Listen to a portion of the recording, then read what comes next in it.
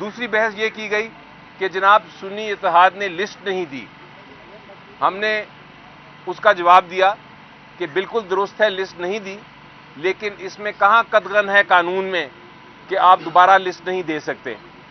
اب جبکہ سنی اتحاد میں اتنے سارے جو کینڈیڈیٹس ہیں وہ جوائن کر گئے ہیں، ان کی تعداد پاکستان میں سب سے میجورٹی میں آ گئی ہے، تو آپ کو کوئی قدغن نہیں ہے الیکشن کمیشن آف پاکستان کے اوپر کہ وہ دوبارہ سے ایک شیڈیول اناؤنس کر کے تو ان ویمن جو ہماری ساری کینڈیڈیٹس ہیں اور مائنورٹی کے جو کینڈیڈیٹس ہیں ان کی اسکروٹنی کر کے ان کو ریزرو سیٹس دے دیں. یہی انصاف کا تقاضا ہے. بہرحال یہ ساری بحث ہوئی اور اس بحث کے بعد اب الیکشن کمیشن آف پاکستان نے ججمنٹ کو ریزرو کر لیا ہے. تو امید تو میری یہ ہے، ہم سب کی امید یہ ہے کہ آئین اور قانون کے مطابق فیصلہ ہوگا اور پھر ہم انشاءاللہ آگے چل سکیں گے. اگر یہ نہیں ہوا، اگر ہماری سیٹیں چھین کے تو دے دی گئیں، پی پی ایل این یا پیپلز پارٹی میں بانٹ دی گئیں، اگر یہ غبن جو ہے غیر قانونی غبن وہ اگر ہو گیا تو پھر ہم ضرور سپریم کورٹ جائیں گے. لیکن یہ ایک اتنی بڑی آئین شکنی ہوگی کہ اس کے بعد پریزیڈنٹ کا بھی الیکشن، سینٹ کے بھی الیکشن، پرائم منسٹر کا بھی الیکشن اور اسپیکر اور ڈپٹی اسپیکر کا بھی الیکشن جو ہے وہ سارا کنٹروورشل ہو جائے گا، وہ سارا متنازع ہو جائے گا اور وہ اس کی کوئی لیجیٹیمیسی نہیں رہے گی. میں پر ایک لیٹر کا ذکر ہوا کہ سنی اتحاد کونسل نے خط لکھا چیف صاحب نے کہا کہ ہمیں سیٹیں نہیں چاہیے. وہ لیٹر آپ نے دیکھا، ایک وہ کہہ دیجیے کہ اس میں کیا تھا. اسی بات یہ جو 104 کی بات ہو رہی ہے، کیا وہاں پر پھر ایک دفعہ آپ لوگوں کو ٹیکنیکل ناک آؤٹ کیا جا رہا ہے؟ جی دیکھیں، جہاں تک وہ لیٹر کا تعلق ہے، وہ جو خط ہے وہ دکھایا تو نہیں، میں نے مانگا تھا الیکشن کمیشن سے، لیکن جو اب اطلاع ملی ہے وہ خط اصل میں 206 سیکشن کے تحت تھا. وہ خط میں کہیں یہ نہیں لکھا کہ ہم نے لسٹ نہیں دینی یا ہم ریزرو سیٹس نہیں چاہتے. وہ لیٹر تو ایک 206 کے رپلائی میں تھا، جہاں ایک روٹین کا لیٹر لکھا تھا الیکشن کمیشن نے کہ جناب آپ اپنی بتائیے کہ کون کون کینڈیڈیٹ ہے آپ کے. تو اس پہ انہوں نے کہا کہ ہم کنٹیسٹ نہیں کیا الیکشن، تو ہمیں یہ ضرورت نہیں ہے بتانے کی. اس لیے وہ لیٹر کا کوئی ریلیونسی نہیں ہے اس کیس سے. آپ نے سیکشن 104 کا پوچھا. سیکشن 104 میں یہ لکھا ہے کہ ایک پولیٹیکل پارٹی کو لسٹ دینی ہے اپنی جو ویمن سیٹس اور مائنورٹی سیٹس ہے، اور اس سیٹس کے مطابق پھر ان کا فیصلہ ہوگا کہ ان کو کتنی سیٹیں ملنی ہیں. لیکن اس میں یہ کہیں نہیں لکھا کہ آپ اگر ایک بار الیکشن ہو جائے اور الیکشن کے بعد ایک پولیٹیکل پارٹی کو جس نے پہلے لسٹ نہیں دی تھی مزید لوگ جوائن کر لیں تو وہ دوبارہ لسٹ نہیں دے سکتے. اور اس پہ ہم نے ان کو بتایا کہ ایسے ایگزامپلز ہیں. ایک تو الیکشن کمیشن آف پاکستان کی ججمنٹ ہے جس میں باپ کے کیس میں باپ کی ایک پارٹی تھی، انہوں نے بھی لسٹیں نہیں دی تھیں لیکن ان کو بعد میں لسٹ دینے کی اجازت دی گئی. اسی طرح ان کو دکھایا کہ ایک ڈویژن بینچ، ایک 2 ججز کا فیصلہ ہے لاہور ہائی کورٹ کا، جس میں انہوں نے کہا ہے کہ یہ اگر ڈیلے بھی ہو جائے فائل کرنا لسٹ تو اسے کوئی فرق نہیں پڑتا، کیونکہ آپ دوبارہ بھی فائل کر سکتے ہیں، کسی کو نقصان نہیں ہوتا کیونکہ آپ کی سیٹیں جو ہیں وہ ٹرانسفریبل نہیں ہیں، وہ ٹرانسفر نہیں ہو سکتی، وہ آپ ہی کو ملیں گی.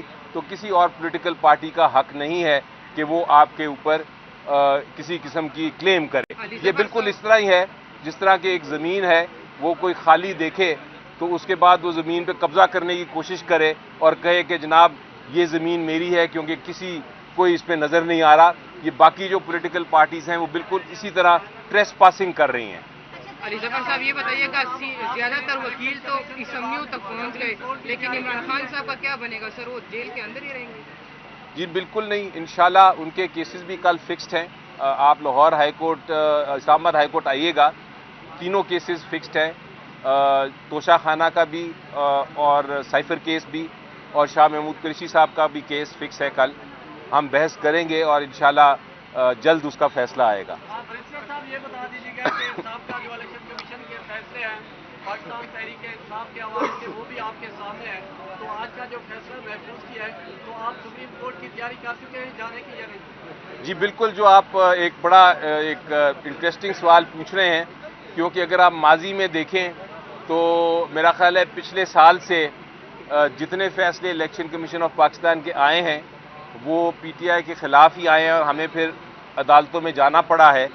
امید تو یہ ہے کہ اس بار آئین اتنا صاف ہے اور شفاف ہے اور کلیئرٹی ہے کہ اس میں ایسا نہیں ہوگا، لیکن اگر آپ ماضی دیکھیں تو پھر اس کے مطابق ہم نے تیاری کر لی ہوئی ہے. علی ظفر صاحب، یہ جو آپ نے کہا کہ الیکشن کمیشن نے سیٹوں کے حساب سے جو ہے نا ریزرو سیٹ دینی ہے، اس کا کوئی ریشیو یا کوئی وہ قائم کیا گیا ہے کہ اس ریشیو کے حساب سے 10 کے اوپر کتنے سیٹیں ملیں گی؟ آئین میں ہی لکھا ہے.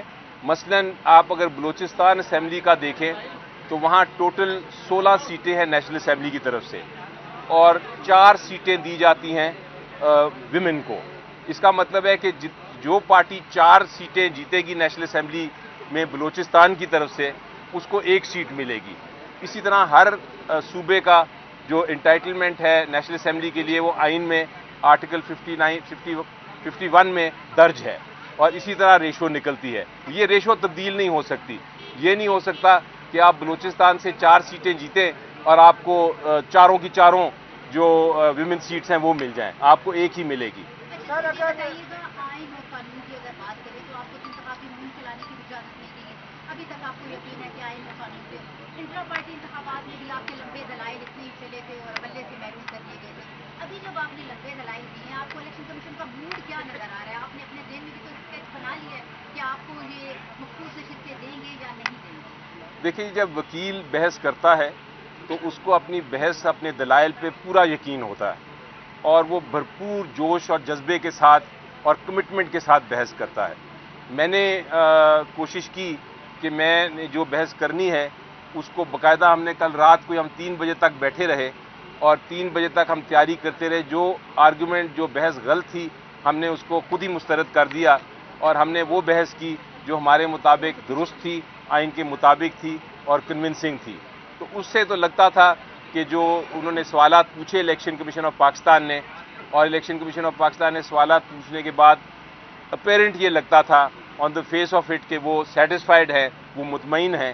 لیکن جس طرح آپ کہتی ہیں کہ قلم جس کے پاس ہوتا ہے الٹیمیٹلی اس نے ہی لکھنا ہوتا ہے.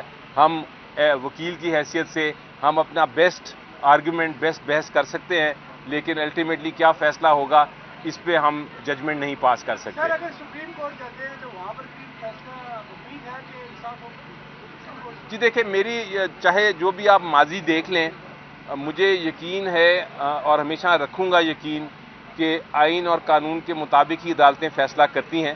فیصلے غلط ہو سکتے ہیں لیکن وہ انصاف کے مطابق جو اس وقت کے جج صاحبان سمجھتے ہیں وہ انصاف کے مطابق ہی کرتے ہیں. آپ فیصلوں پہ بعد میں تنقید کر سکتے ہیں لیکن اس وقت جو فیصلہ جج کرتا ہے وہ اپنے علم، اپنی کاوش، اپنی عقل کے مطابق وہ فیصلہ کرتے ہیں. تو اس لیے میں ہمیشہ سمجھتا ہوں کہ فیصلہ ہر آئین اور قانون کے مطابق ہی ہوتا ہے. ہاں، غلط ہو سکتا ہے، آپ دوسری طرف سے بحث کر سکتے ہیں